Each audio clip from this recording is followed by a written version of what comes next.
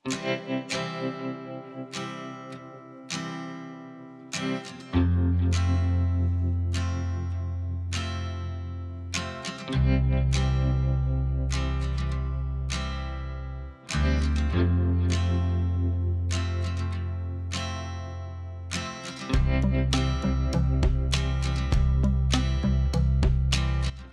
Guys, welcome back to our new video. আজকে share করব তোমাদের সাথে নতুন একটা রেসিপি। তো চলো তোমরা দেখতে থাকো।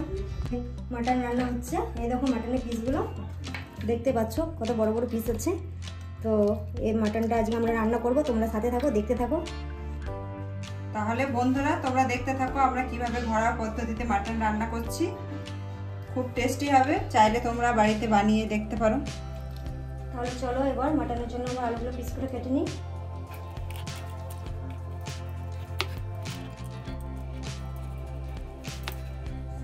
চলো আলুগুলো কাটা হয়ে গেছে, এবার তাহলে আমরা পেঁয়াজগুলো কেটে নিই। 2 কিলো মাটন আছে, তার জন্য আমরা 250 গ্রামের মতো পেঁয়াজ কেটে নিচ্ছি। দেখো টমেটোগুলো কি সুন্দর লাল লাল আছে। এবার টমেটোগুলো আমরা কেটে নিই।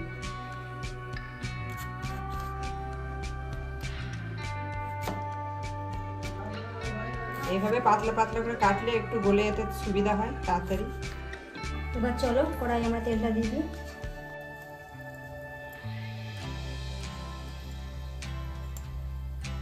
চলো এবার মাটনের জন্য আলুগুলো লাল লাল করে ভেজে তুলে নিই।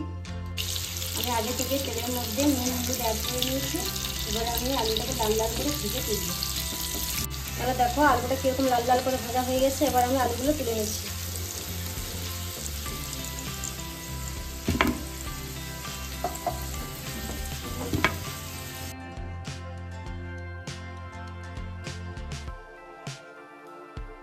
তেলের মধ্যে আমি তেজপাতা, এলাচ, দারচিনি দিয়ে দিলাম। এরপর তেলের মধ্যে কুচানো পেঁয়াজগুলো দিয়ে দিলাম।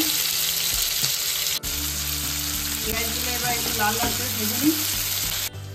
রাখি পূর্ণিমার জন্য আমরা 2 বোন বাপের বাড়ি এসেছি।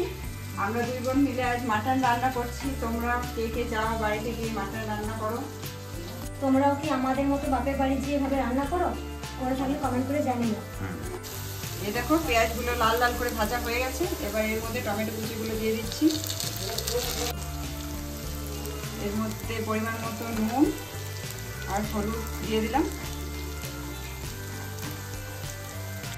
আদা রসুনটা আমরা আগেই পেস্ট করে নিয়েছিলাম। এবার এর মধ্যে অ্যাড করলাম এগুলো।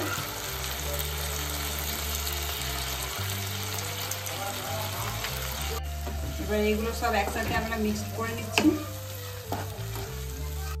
এরপর এর মধ্যে গুঁড়ো মশলা অ্যাড করছি। পরিমাণ মতো মশলাটা দিয়ে দিচ্ছি। মশলাটা ভালো করে কষিয়ে নিই। মশলাটা কষানো হয়ে গেছে। এরপর এর মধ্যে ফেটানো টক দইটা দিয়ে দিলাম।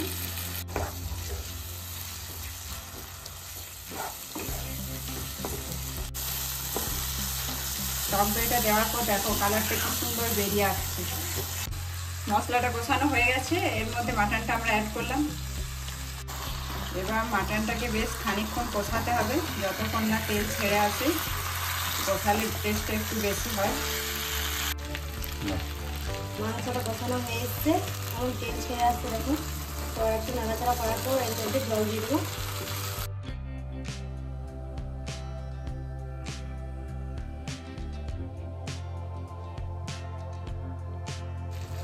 মাটন রান্না করতে গেলে অনেকক্ষণ কষাতে হয়, কারণ কষালে টেস্টটা খুব সুন্দর আসে। এর মধ্যে আমরা একটু উষ্ণ গরম জল দিয়ে দিচ্ছি পরিমাণ মতো, কারণ মাটনে উষ্ণ গরম জল দিলে সেদ্ধটা খুব ভালো মতো হয়। দেখো এর মধ্যে ভেজে রাখা আলুর টুকরোগুলো দিয়ে দিচ্ছি।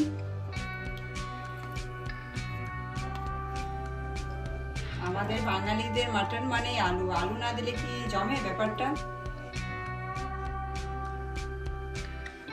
এবার আমরা ঢাকা দিয়ে দিলাম 15-20 মিনিটের মতো, একটু সেদ্ধ হোক ভালো মতো।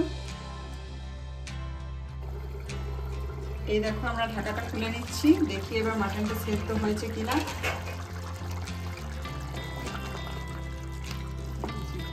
এই দেখো আমাদের মাটন সেদ্ধ হয়ে গেছে। আগে থেকে কেটে রাখা ধনেপাতা কুচি উপর থেকে সরিয়ে দিচ্ছি। এই দেখো আমাদের রেডি, পুরো একদম লাল লাল মাটন কারি। দেখো দেখেই মনে হচ্ছে খুব টেস্টি। এই দেখো আমাদের মাটন কারি রেডি, খেয়ে দেখাচ্ছি তোমাদেরকে। এই দেখো কালারটা কত সুন্দর হয়েছে, দেখেই মনে হচ্ছে না খুব সুস্বাদু হবে খেতে। দারুণ টেস্ট বন্ধুরা, চাইলে তোমরা বাড়িতে এভাবে বানিয়ে দেখতে পারো। বলে বোঝানো যাবে না, এরকম বাড়িতে রান্না করে ট্রাই করে খেয়ে দেখো, দারুণ দারুণ টেস্ট।